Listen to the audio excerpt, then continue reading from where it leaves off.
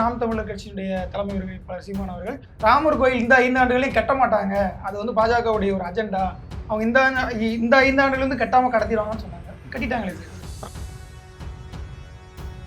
அநாகரிகமா ஒருத்தர் இடத்த நீங்க அப்புறப்படுத்திட்டு அந்த இடத்துல நீங்க கோயில் கட்டிருக்கீங்கன்னா, அங்க நீங்க பிராண பிரதிஷ்டை பண்றீங்கன்னா, அதாவது கடவுள் உயிர்ப்பாங்க நீங்க உண்டு பண்றீங்கன்னா, உறுதியா ராமர்னு ஒருத்தர் இருந்தாருன்னா அந்த இடத்துக்கு அவர் வரமாட்டார். இன்னொன்று சொல்றாங்க, இது இந்தியாவினுடைய அடையாளம், இது இந்தியாவோட கலாச்சாரம். நான் சொல்றேன் இல்லை, இங்க முருகன் தான் கலாச்சாரம். தமிழகத்துல ராவணன் கலாச்சாரம், ராமன் கிடையாது. ராவணன் தான் கலாச்சாரம். நான் சொல்றேன், நீங்க வெற்றி, அதாவது நீங்க வாக்கு வரிசையில நோக்கி நீங்க நகர்ந்தீங்கன்னா நீங்க அதை சொல்ல முடியாது. நீங்க வாக்கு இந்துக்களின் வாக்கு போயிடும், அல்லது பெரும்பான்மை வாக்கு போயிடும், அல்லது கடவுளர்களின் நம்பிக்கை கொண்ட, கடவுள் மீது நம்பிக்கை கொண்டவர்கள் வாக்கு போயிடும் அப்படின்னு நீங்க சூழ்நிலையை யோசிக்க ஆரம்பிச்சிட்டீங்க, வாக்கு நோக்கி நீங்க யோசிக்க ஆரம்பிச்சிட்டீங்கன்னா அது சிக்கல்ல தான் போய் முடியும். ராவணன் தான் கற்புல உயர்ந்தவன். தன்னோட அசோகவனத்துல சீதை பல நாட்கள் தங்கி இருந்த போது கூட அவ மேல ஒரே ஒரு துரும்பு கூட அவரோட எண்ணம் கை கூட படல. எம்பவர் மீடியா நேயர்களுக்கு வணக்கம். இன்று நம்முடைய இணைந்திருக்கும் சிறப்பு விருந்தினர் நாம் தமிழர் கட்சியை சேர்ந்த வழக்கறிஞர் ஸ்ரீதர் அவர்கள். அவர் நிகழ்ச்சிக்கு வரவேற்போம். வணக்கம் சார். வணக்கம். எப்படி இருக்கீங்க சார்? நல்லா இருக்கு. இப்போ நாடு முழுக்கவே பரபரப்பான ஒரு விஷயம் பேசப்பட்டு ஓய்ந்திருக்குன்னா அது ராமர் கோவில் திறப்பு. கடந்த 2019ஆம் ஆண்டு நாம் தமிழர் கட்சியினுடைய தலைமை ஒருங்கிணைப்பாளர் சீமான் அவர்கள் மேடையில் பேசும்போதே சொன்னார், ராமர் கோயில் கட்டலை அப்படின்னா நாங்கள் வந்து பாஜக மேலே வந்து வழக்கு தொடுப்போம் அப்படின்லாம் பேசியிருந்தாரு. இப்போ ஒரு வழியாக அவங்க கட்டி அதை திறந்துட்டாங்க. அதே நேரத்தில் இன்னொரு இடத்துல வந்து பேசும்போது ராமர் கோயில் இந்த 5 ஆண்டுகளையும் கட்ட மாட்டாங்க, அது வந்து பாஜகவுடைய ஒரு அஜெண்டா, அவங்க இந்த 5 ஆண்டுகள் கட்டாமல் கடத்திடுவாங்கன்னு சொன்னாங்க. கட்டிட்டாங்களே சார். இப்படிதான் புரிஞ்சுக்கணும் நம்ம அதை. ராமர் கோயில் கட்டி தீர வேண்டும்ன்றது நாம் தமிழோட நோக்கம் இல்லை. ராமர் கோயில் கட்டுற இந்த இதையே வந்து ஒரு தேர்தல் அறிக்கையாக வச்சுக்கிட்டு தொடர்ச்சியாக இவங்க வேலை செய்வாங்க. அப்போ அதன் அடிப்படையில் அதை நிறைவேற்ற மாட்டாங்கன்றது அந்த அந்த கருத்து பேசப்பட்ட போது இருந்த எண்ணம். இப்போது கிட்டத்தட்ட எல்லா இதுவும் எக்ஸ்போஸ் ஆகிடுச்சு, எல்லா விஷயங்களும் பாஜகவுக்கு எக்ஸ்போஸ் ஆகிடுச்சு. பாஜக வாக்கு கேட்க, மக்களை சந்திக்க எந்த காரணமும் இல்லை, எந்த நலத்திட்டமும் இல்லை, அல்லது மக்களை நோக்கி அவங்க செயல் திட்டம் எதுவும் இல்லை, மக்களோட நம்பிக்கையை அவங்க பெறலை. அப்போது மைனாரிட்டி அப்பீஸ்மெண்ட்டு, மைனாரிட்டியில் திருப்தி பண்ணி அரசியல் பண்ணுறதுன்னு சொல்லுவது போலவே மெஜாரிட்டி திருப்தி பண்ணி, மெஜாரிட்டி அப்பீஸ்மெண்ட் பண்ணி பாஜக பண்ணுது. அப்போ அதை நோக்கிய நகர்வா இப்போ என்ன பண்ணியிருக்குன்னா, அந்த செயல் திட்டத்தை நிறைவேற்றி இப்போது மார்ச் மாதத்தில், ஏப்ரல் மாதத்தில் இதை காரணமாக வச்சு வாக்கு கேட்க போகுதுன்னு தான் நம்ம புரிஞ்சுக்கணும். இப்போ அடிப்படையில் நம்ம என்ன பார்க்கணும் அப்படின்னா, உலகத்தில் எந்த நிகழ்வாது, எந்த இடத்துலையாவது இவ்வளோ பெரிய நிகழ்வாக ஒரு கோவில் திறப்பு காட்டப்பட்டது. அப்போது இது இந்தியாவிலேயே இது மிகப்பெரிய கோயில். ஏன்னா நீங்கள் உங்கள் கோட்பாடு படியே மதுராவை என்ன சொல்லுவது, உங்கள் கோட்பாடு படியே நாங்கள் அதை ஏற்கிறேன் இல்லை, அது வேறு நிலைப்பாடு. உங்கள் கோட்பாடு படியே காசியை என்ன சொல்லுவது, அடுத்தவங்க காசி மதுரா பாக்கியன்றதா உங்களுக்கு நான் என்ன சொல்றேன். அப்ப இது ஒன்னே தான் அப்படியானா அப்படி இல்லைன்ற காரணத்துக்காக சொல்றேன். அப்ப இது அரசியலை நோக்கி இது பரபரப்பு ஆக்கப்படுது. நீங்க பரபரப்பு ஓய்ந்திருக்குன்றீங்களா, பரபரப்பாய் ஓய்ந்திருக்கீங்களா, பரபரப்பு ஆக்கப்பட்டது, அது ஓய்ந்திருக்கிறது. இந்த பரபரப்புல நாம் தமிழர் தம்பி கொலையும் வந்து திமுகவின் வசதிக்காக இருட்டடிப்பு செய்யப்பட்டது, ஊடகங்கள்ல காட்டப்பட்டதுன்னு அடிப்பாங்க.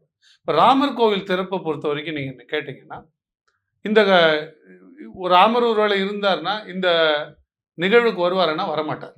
ஒரு சின்ன புரிதல். நீங்கள் இப்போ சாப்பாட்டில் ஒருத்தர் டேபிளில் உட்காந்துருக்காருன்னு வச்சுக்கோங்களேன், நம்ம வரோம் ஆனால் அவரை எழுந்திக்க சொல்ல மாட்டோம், எழுந்துக்க மாட்டோம், ஐயோ உட்காருங்க அப்படின்னு சொல்லுவோம். பேருந்தில் யாராவது உட்காந்து நமக்கு எழுந்து இடம் விட்டால் ஐயோ வேண்டாங்கன்னு சொல்லுவோம். நம்ம சில சமயம் ரிசர்வ் பண்ண இருக்கையில் இருந்தால் கூட ஒரு வயசானவர் ஒரு எளிமையானவர் உட்காந்துருக்காருன்னா வேணும். இது வந்து அடிப்படை நாகரிகம்.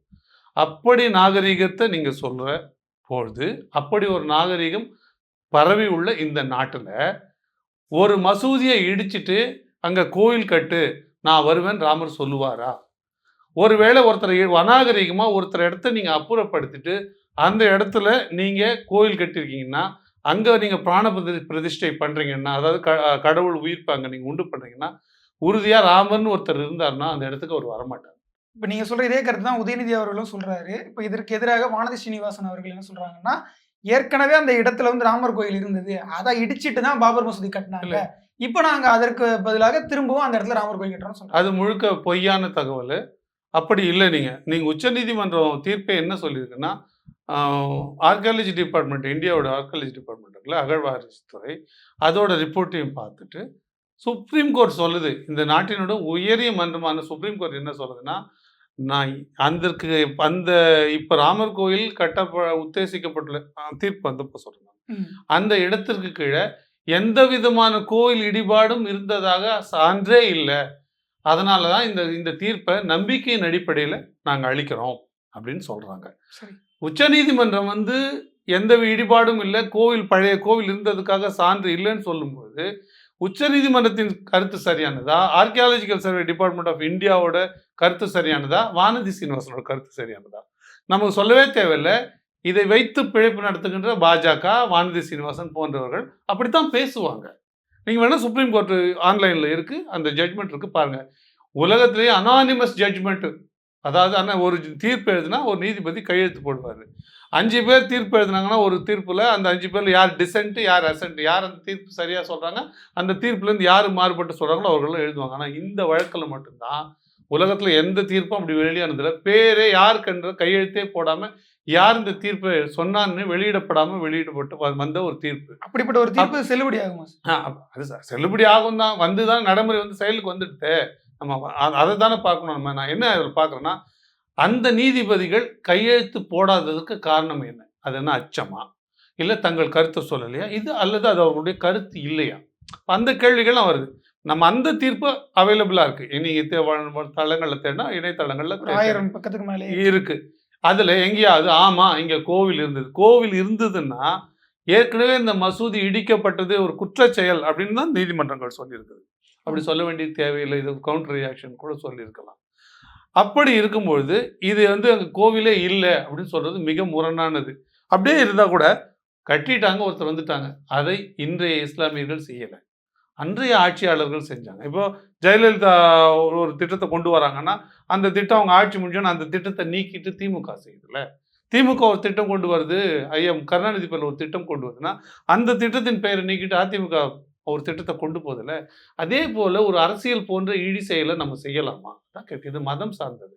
இன்னொன்று, அந்த தீர்ப்பிலேயே இன்னொரு இஸ்லாமியர்களுக்கு அதே பகுதியில் கொஞ்சம் தள்ளி 5 ஏக்கர் நிலம் கொடுக்கப்பட்டு அங்கே மசூதி கட்டப்படணும்னு சொல்லிச்சு.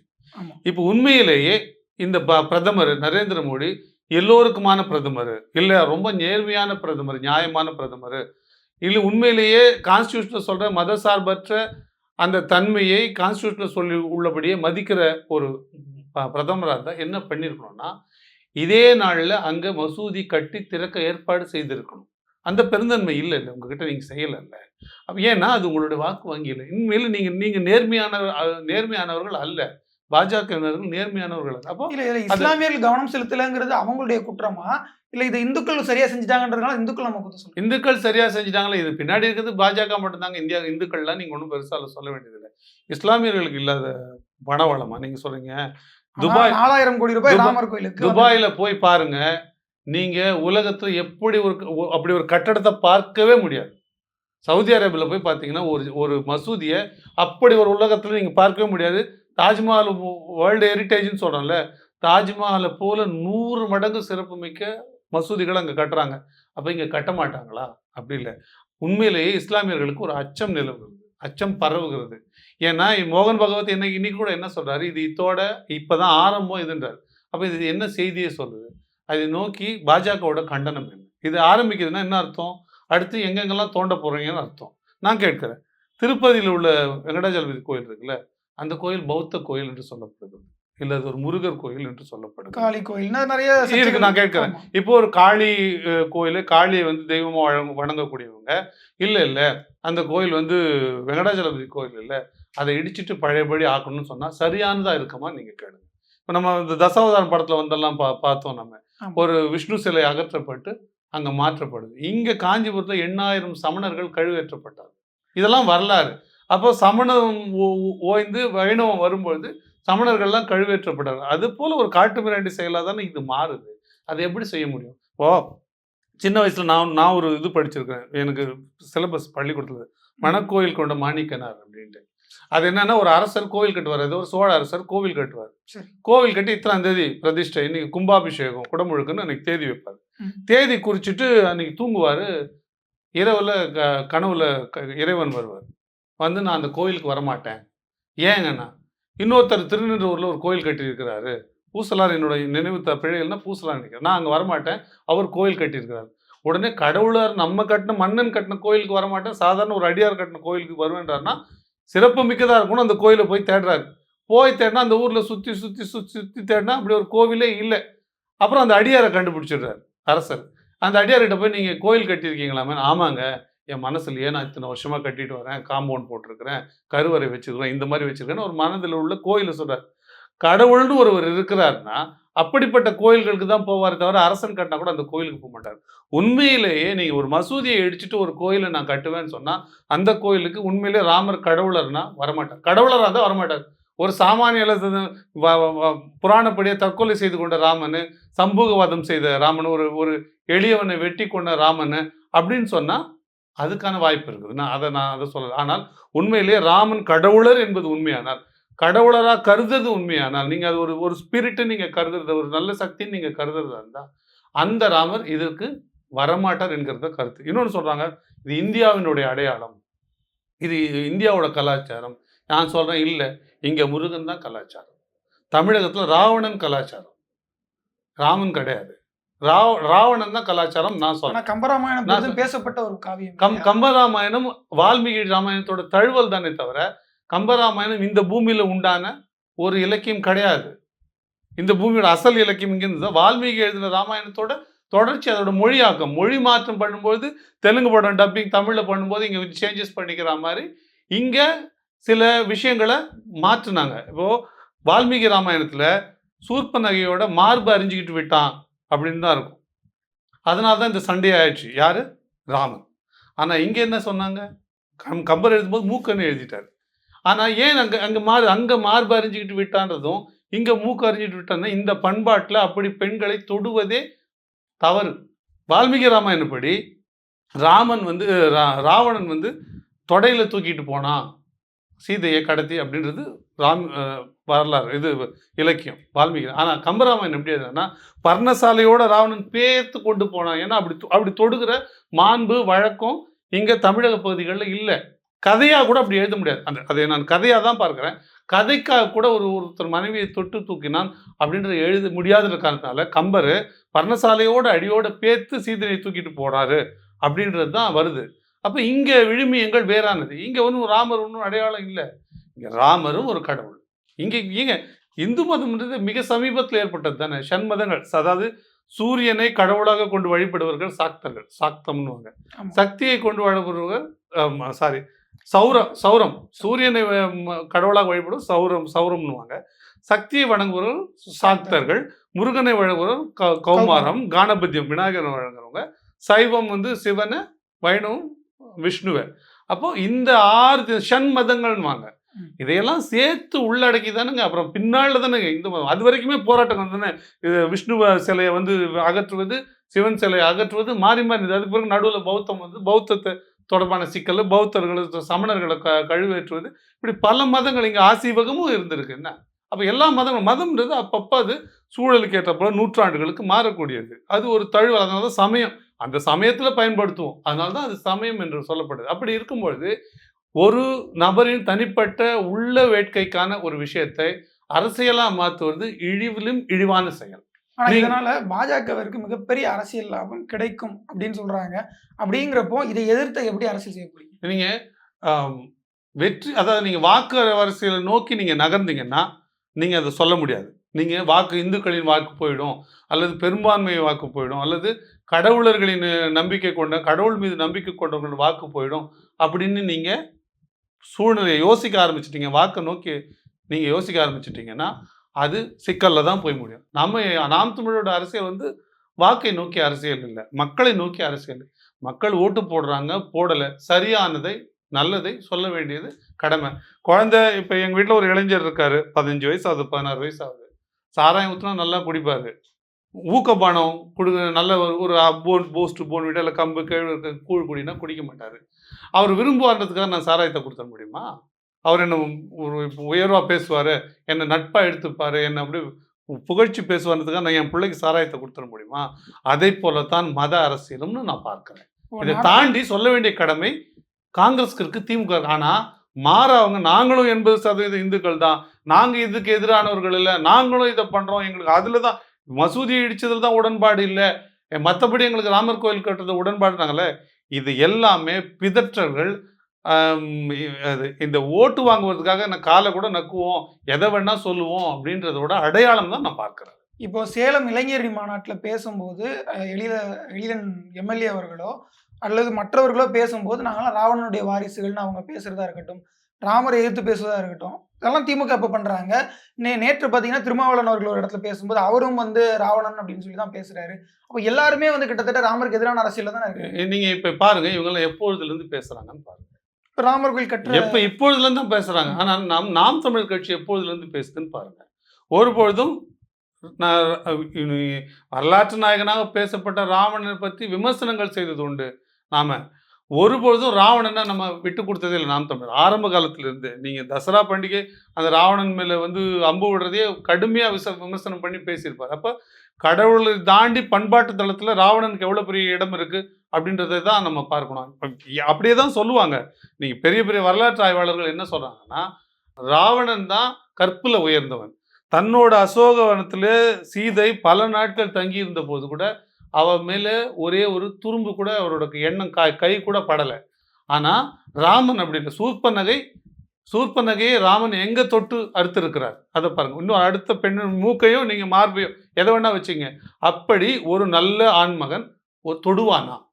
அப்படி மூக்கை அறிவதோ இல்லை முலையை அறிவதோ ஒரு அரசன் என்று சொல்லக்கூடியவன், ராமன் அரசன் தானே கதைப்படியே, அப்படின்றவன் தொடுவானா?